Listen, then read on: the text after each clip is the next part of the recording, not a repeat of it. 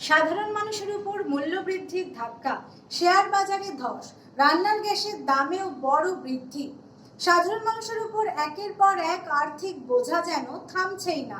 একদিকে শেয়ার বাজারে ভয়াবহ ধসের জেরে একদিনে প্রায় 13 লক্ষ কোটি টাকা উধাও হয়ে যাওয়ায় বিনিয়োগকারীরা দিশেহারা। তার উপর কিছুদিন আগেই 748টি ওষুধের দাম বাড়ানো হয়েছে।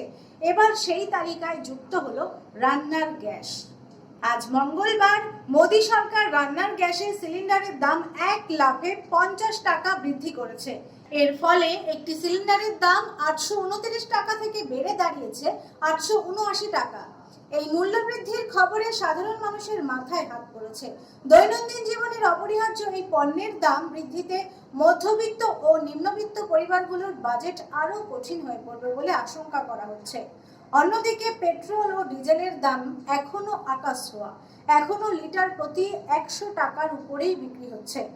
আন্তর্জাতিক বাজারে অপরিশোধিত তেলের দাম কিছুটা কমলেও দেশের বাজারে তার প্রভাব এখনো তেমনভাবে লক্ষ্য করা যাচ্ছে না।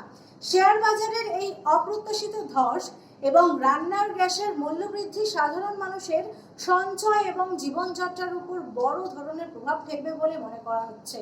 এদিকে যখন মূল্যবৃদ্ধির কারণে সংসার চালানো কঠিন হয়ে পড়ছে, তখন শেয়ার বাজারের পতন বহু বিনিয়োগকারীদের প্রশ্নের মুখে ফেলেছে। সরকারের পক্ষ থেকে এই মূল্যবৃদ্ধি নিয়ন্ত্রণের কোনো রকম পদক্ষেপ করা হবে কিনা সেদিকে এখন তাকিয়ে আছে সাধারণ মানুষ। এই পরিস্থিতিতে নিত্য প্রয়োজনীয় জিনিসের লাগাম ছাড়া মূল্যবৃদ্ধি জনজীবনে আরো অসন্তোষ বাড়াতে পারে বলে মনে করছে রাজনৈতিক বিশ্লেষকরা। তবে এই নিয়ে রাজনৈতিক তরজাও শুরু হয়েছে। এইভাবে দিন দিন যদি পণ্যের দাম বাড়তে থাকে তাহলে সাধারণ মানুষের পক্ষে কঠিন হয়ে যাবে বাঁচা। আপনাদের এই বিষয়ে কি মতামত অবশ্যই আমাদের জানান। দেখতে থাকুন ইনস্টা খবর।